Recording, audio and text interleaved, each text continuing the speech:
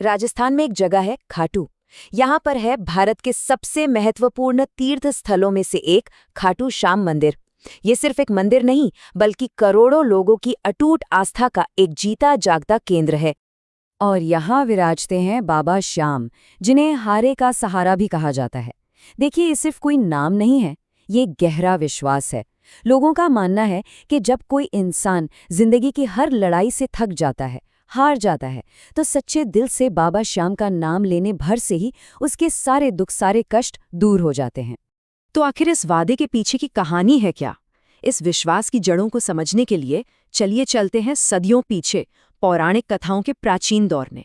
ये कहानी शुरू होती है महाभारत के महाकाव्य युग से, और इस कहानी के केंद्र में है एक बहुत ही शक्तिशाली और धर्मपरायण योद्धा जिनका नाम था बर्बरिक। तो ये बर्बरिक थे कौन? देखिए, वो कोई साधारण योद्धा नहीं थे। वो महाबली पांडव भीम के पोते थे और शक्तिशाली घटोत्कच के बेटे। लेकिन उनकी असली ताकत थी भगवान शिव से मिले 3 अमोघ बाण। ये ऐसे बाण थे जो पलक झपकते ही किसी भी युद्ध का नतीजा बदल सकते थे। अब देखिए, युद्ध में जाने से पहले बर्बरिक ने अपनी मां को एक वचन दिया था, एक ऐसा वचन जिसके बहुत गहरे परिणाम होने वाले थे। उन्होंने वचन दिया कि वो हमेशा उस पक्ष का साथ देंगे जो युद्ध में हार रहा होगा।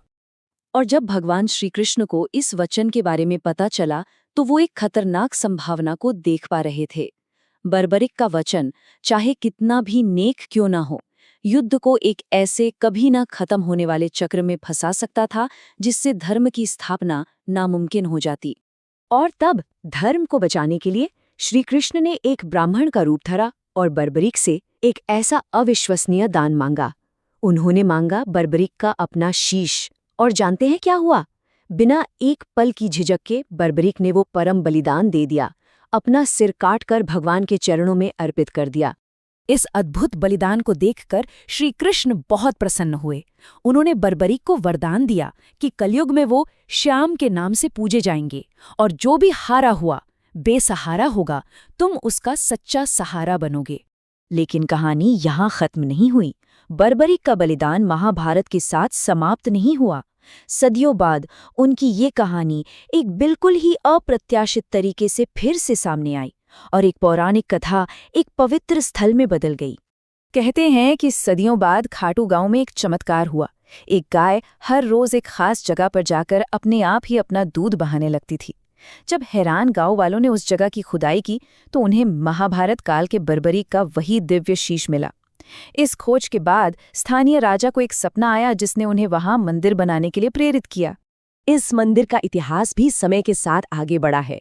इसका जो मूल निर्माण है वो 1027 ईस्वी में हुआ था, और फिर 1720 ईस्वी में इसका नवीनीकरण किया गया, जिससे इसे आज का ये भव्य स्वरूप मिला जो हम देखते हैं। आज ये मंदिर न केवल आस्था का एक विशाल केंद्र है, बल्कि राजस्थानी शिल्पकला का एक शानदार उदाहरण भी है। ये मंदिर अपने आप में कला का एक बेहतरीन नमूना है। ये पूरी तरह से मशहूर मकराना संगमरमर से बना है।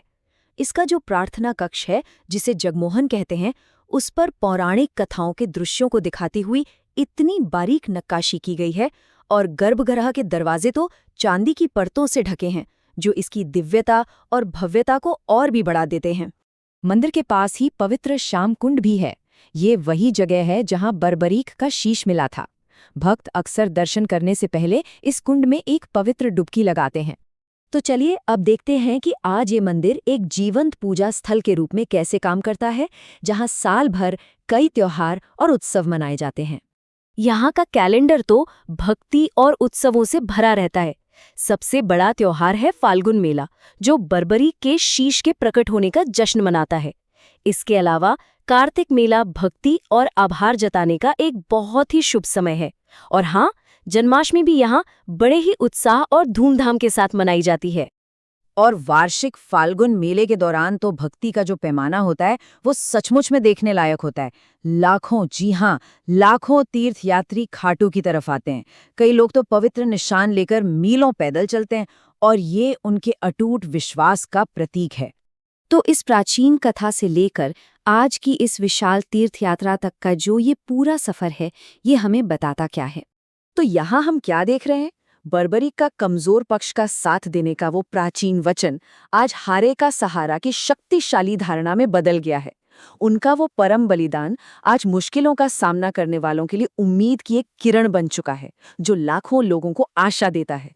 और यही सवाल हमें सोचने पर मजबूर करता है कि आखिर कैसे एक योद्धा के बलिदान, उसकी भक्ति और उसके वचन की एक कहानी सदियों बाद भी आस्था और आशा का इतना शक्तिशाली प्रतीक बनी हुई है। जय श्री श्याम।